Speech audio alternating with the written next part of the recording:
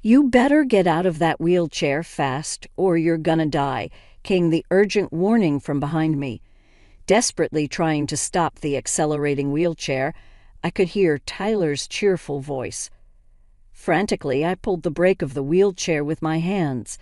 Tyler, a man careless with money, and I were supposed to have pledged our love that day. While struggling on the unstoppable wheelchair, anger welled up in me more than sadness. Thirdly, the wheel got caught in something and I was thrown from the wheelchair. A large noise echoed behind me and I lost consciousness. The next day, when I woke up, I was in a hospital room. Looking to the side, Tyler was crying on the next bed. After a while, noticing that I was looking, Tyler started talking with a flattering smile. "Amy, you're okay. I'm glad." Tyler, emotional and teary-eyed, continued, "I got hit by a car there, and my leg. The emotions overwhelmed him as Tyler pulled off the blanket, revealing his body with only one leg attached. "Hey, you're gonna help me, right? We're married, aren't we?" "I refuse." Not expecting a refusal, Tyler was dumbfounded. "Who's gonna help, I decided to vent all my thoughts. "My name is Amy Moore. I'm a 45-year-old illustrator. I enjoyed being active when I was young and even participated in national swimming competitions during my student days. As a working adult, I embraced various sports until about 2 years ago when I got a certain disease. Now I can no longer put strength into my left leg and I'm living in a wheelchair. My husband, Tyler, is a year older and we met at a group date. My house was originally wealthy and my father was a well-known company president in society. Many people were drawn to the wealth, but Tyler seemed different. We nurtured our love, got married, and lived happily for 10 years despite not having children. However, when I started my life in a wheelchair, Tyler's attitude changed. He demanded my family pay for making our home accessible and arranging a helper. My father refused, and I planned to cover it with my savings and future salary. Tyler's reaction shocked me. He started talking about inheritance and insurance, suggesting more expensive options. Unable to understand him despite objections, I decided to use my savings. I had accumulated before marriage and that year's bonus to fund the renovations. I decided to request a housekeeping service company about 3 times a week. With the house made accessible, I was able to do the housework even in a wheelchair, so 3 times a week was enough. The person in charge was an older woman with a good demeanor, and it became my pleasure to have tea with her during breaks. However, it seemed that Tyler didn't like the woman in charge, and he often complained.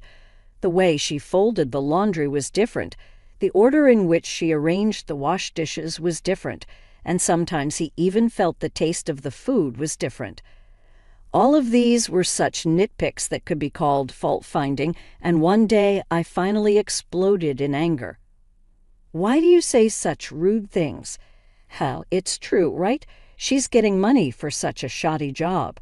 The world is being taken for granted. Besides, it's weird to pay for housework. Have her do it for free. There's no way that can happen." Tyler was momentarily taken aback by my ferocity, but he soon began to smirk, and then he said something unbelievable. "If you insist, then fine," he said. "I'll deduct the same amount we're paying her from her living expenses." "What?" I felt dizzy with Tyler's incomprehensible decision. We had been paying the in-charged woman about $1,000 a month. Half of that amount I had been contributing by adding to the living expenses for my own savings. But now Tyler said he was going to put that $1,000 into his own allowance instead of the living expenses.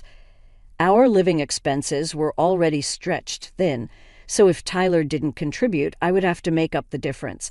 In other words, my own out-of-pocket contribution would go from $500 to $1,500, basically tripling. Holding my temple strongly, I answered, "If you deduct $1,000, your contribution to the living expenses becomes $500. Where do you think I'm going to find the extra $1,000? "Well, it's your whim, so you should pay for it. You're earning, aren't you?" Unbelievable. It's true that after falling ill, I had bravely gone independent and was succeeding, but my income was just a bit higher than when I was a company employee. If I had to deduct another $1,000, I wouldn't be able to save any money.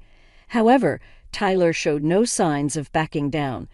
"Fine, but promise me one thing. Make sure you save that $1,000 properly." "Got it," with Tyler cheerfully agreeing. I felt nothing but anxiety, and that anxiety soon proved to be well-founded. Tyler stopped complaining about the housework agency, but correspondingly, Tyler stopped doing any housework. "Hey, even though we're asking the housework agency, we should do the daily chores." "Huh, what are you talking about? We're paying them, so let them do it." Tyler began to leave the house more often. There was no conversation, and on the rare occasions when we met, he made a disgusted face. The word divorce started floating in my mind. "Hey, wanna go see the cherry blossoms in the botanical garden?" Cherry blossoms. We had been living with minimal conversation for 2 months. It was early spring. Suddenly, Tyler said this, leaving me baffled. Smiling, Tyler continued to talk to me, who was at a loss. "Recently, we've just been passing by each other, right? I thought I'd like to have a little talk while looking at the beautiful flowers." "Well, okay then. All right, let's go." Tyler cheerfully exclaimed as he began pushing my wheelchair. The trivial conversation after so long eased my weary heart a bit. Maybe the recent discord was because we hadn't been talking enough.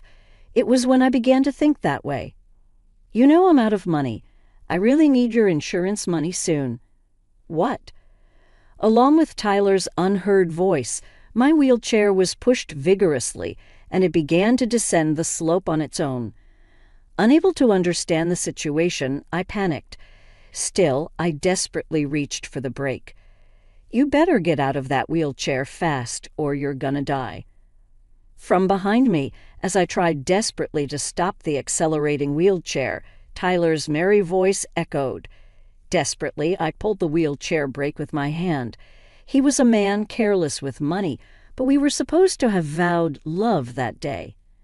As I struggled atop the uncontrollable wheelchair, anger bubbled within me more than sadness. The tire caught on something and I was thrown from the wheelchair.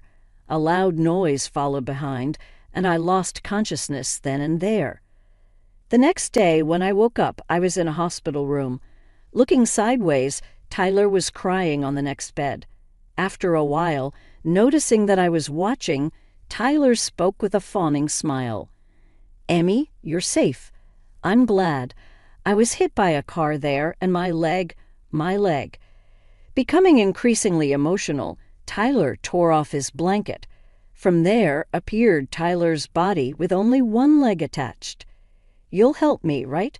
We're husband and wife, right?" I refuse. It seems he never imagined I would refuse. Tyler was left speechless. Who would even think about helping him? I decided to let out all the feelings I had been holding in. Why should I take care of someone who pushed me down a hill just to get insurance money? It was a moment of madness. I'm regretting it. If saying sorry could fix everything, we wouldn't need the police. My words turned Tyler's face pale blue. I continued to talk without letting him interrupt. "Besides, weren't you supposed to be saving $1,000 a month for me? What happened to that?" "I am doing that." "Oh, really? Then you can pay for this hospital stay with that money." "Well, about that." Tyler was stammering in a panic, and for a good reason. His bank account was practically empty. Why do I know this, you ask? Because I have the bank book. Tyler, always finding things troublesome, only checked his account online. Therefore, I usually managed and kept all the bank books, back when our relationship was good. I never felt the need to check how much money he had, but since he hadn't been depositing the $1,000, I started keeping the accounts. I found out that instead of saving money, he was sending it somewhere else. The recipient was a woman. I hired a detective, and found out that Tyler had not only cheated on me, but even had a child. The money was going to his affair partner as child support for his kid, 4 years old. Cute age, huh? Have you been visiting her? How long have you known? A month now. As I said this, Tyler's mouth hung open in shock. I dropped another bomb on him. Really? I was shocked because you're paying child support for someone else's child. Tyler had a confused look on his face, understandably so, as Tyler believed the child his affair partner had given birth to was his own. I couldn't hold back my laughter. Then you see, you can't even have children. I continued talking while laughing at his most foolish face and voice ever since we met. You really thought I was the reason we couldn't have kids. Well, I was considerate and didn't tell you, but your father knows. It's a lie. Blood completely drained from Tyler's face. Actually, we had been undergoing infertility treatment for about 3 years since our marriage. At that time, Tyler reluctantly took the test. As a result, it was revealed that the cause was with Tyler. However, after consulting with my father-in-law, I decided to keep it a secret from Tyler. My father-in-law had the view that Tyler, who is mentally fragile, would not know what to do if confronted with that fact.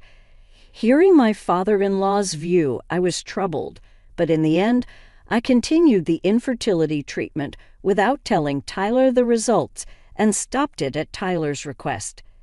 After telling him all this, Tyler suddenly called someone on his smartphone. Hey, you had an affair, didn't you? The kid ain't mine, is it? Watching Tyler yell like that at the first word, I understood who he was calling. Tyler seemed to be getting arguments from the other end, and occasionally his voice would leak out sharply. Among them, I burst out laughing at the words, "You had an affair too, didn't you?" Tyler is saying, "This isn't the time for such talk."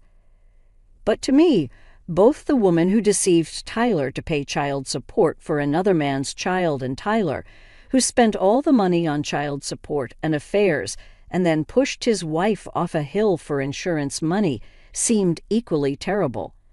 It seems the call was unilaterally cut off and he couldn't get through no matter how many times he tried calling back. Tyler was utterly angry at the attitude of his affair partner, seemingly forgetting I was beside him. That bastard, was she only after the money? Sorry to interrupt while you're heated up, but we're not done talking. Emmy. It seems Tyler finally remembered I was there, looking at me and sweating. I brought the conversation back with a smile.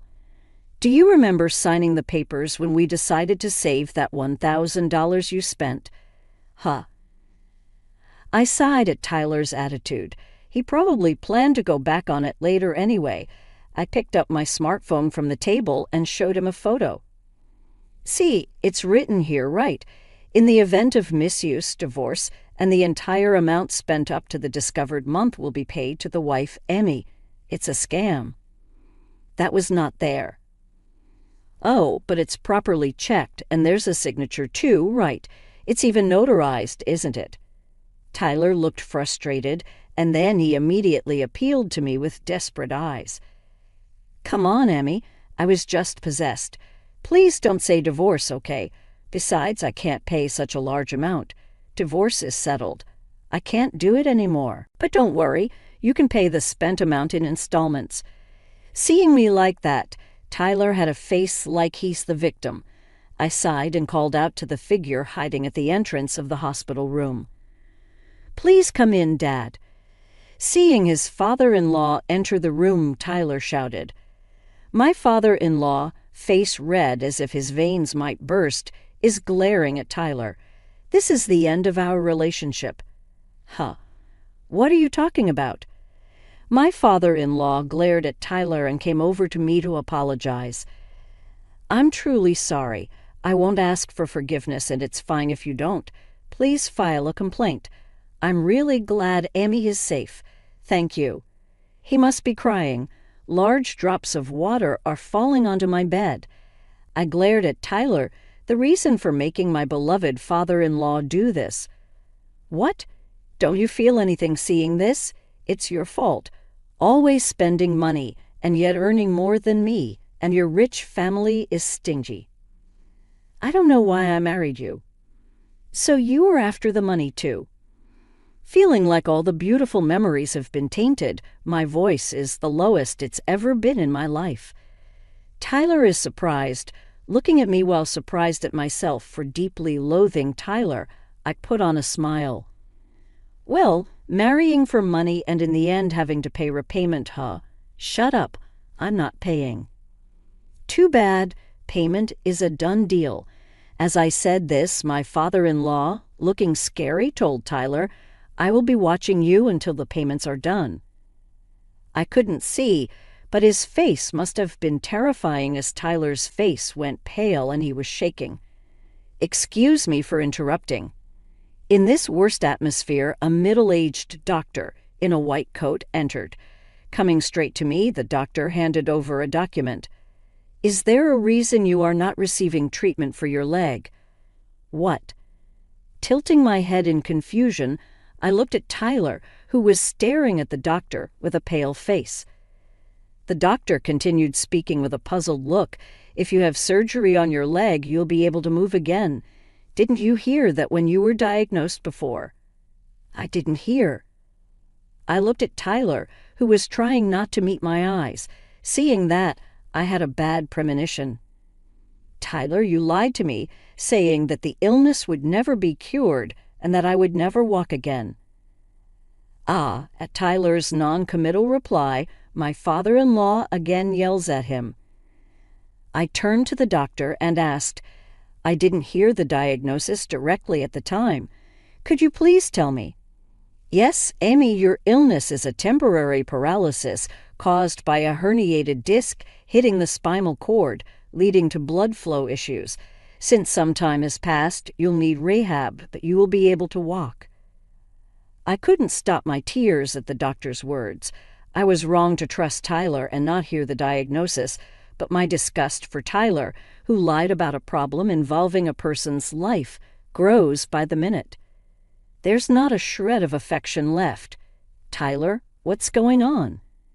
Tyler, don't just stand there, say something. My father-in-law's yelling echoes in the hospital room. Tyler's shoulders shudder and he suddenly starts crying. But if Emmy is free to roam the world, I'm always left behind. If she's in a wheelchair, she will always stay home, and she won't try to have more fun than me, right? So what?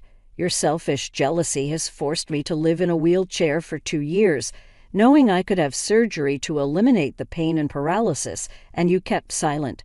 That's the worst. At my words, Tyler hangs his head in exhaustion. I look at him with cold eyes. Both the doctor and my father-in-law seem angry at Tyler for selfishly denying me my chance for treatment. So, Amy, may I explain the surgery to you tomorrow?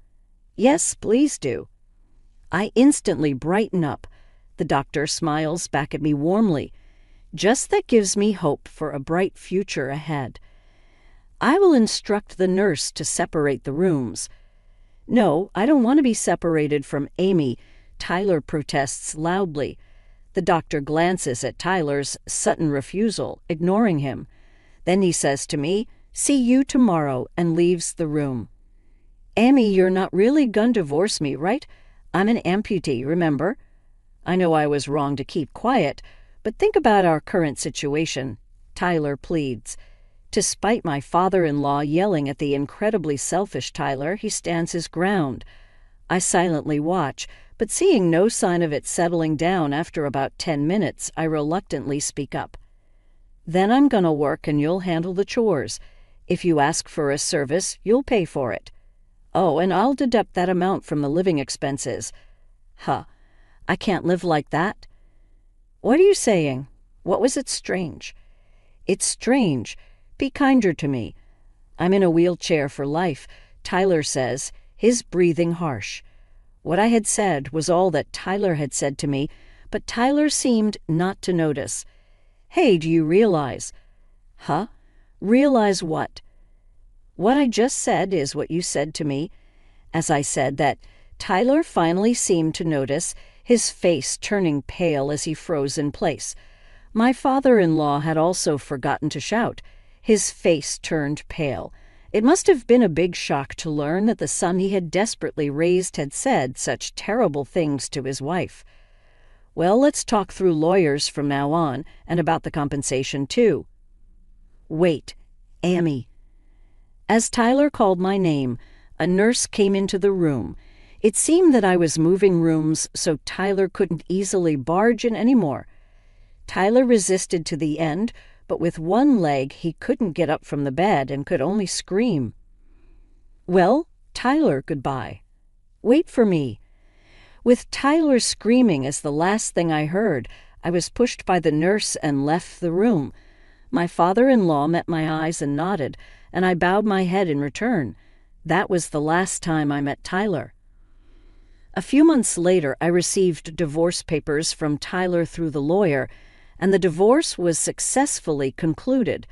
I heard Tyler is quite disheartened and is living under the strict supervision of my father-in-law. He seems to have been able to keep his clerical job, but it seems that the reason for the divorce leaked somehow, and the colleagues who were worried about his injury at the time of his return are now looking at him coldly. Tyler brought it upon himself, but I heard him lamenting, "My colleagues are harassing me," and I couldn't help but bitterly smile, thinking he hasn't changed a bit. Actually, I still meet my father-in-law now and then after the divorce with Tyler, partly to check on Tyler's situation, but mainly because we are hobby friends. Initially, my father-in-law seemed apologetic, but recently he is getting back to his usual self. Upon investigation, it was revealed that the affair partner was married and had been married to the real father of her child. I sent the evidence of the affair and child support transfer to the affair partner's husband. It seems he found out about the affair from the evidence I sent, and a huge dispute ensued. It seems they also got divorced. A resentful letter arrived at the lawyer's office, but all were ignored.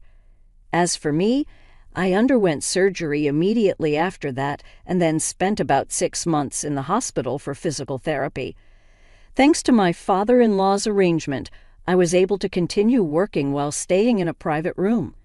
After being discharged, thanks to ongoing physical therapy and regular checkups, I can now walk with a cane. A recent daily routine is to take a walk around the house. Actually, recently, I exchanged contact information with someone I met during those walks and promised to go for a meal. He's a very kind person who helped me when I stumbled and fell over a rock. These days, the exhilarating feeling of a new spring coming makes my excitement unstoppable.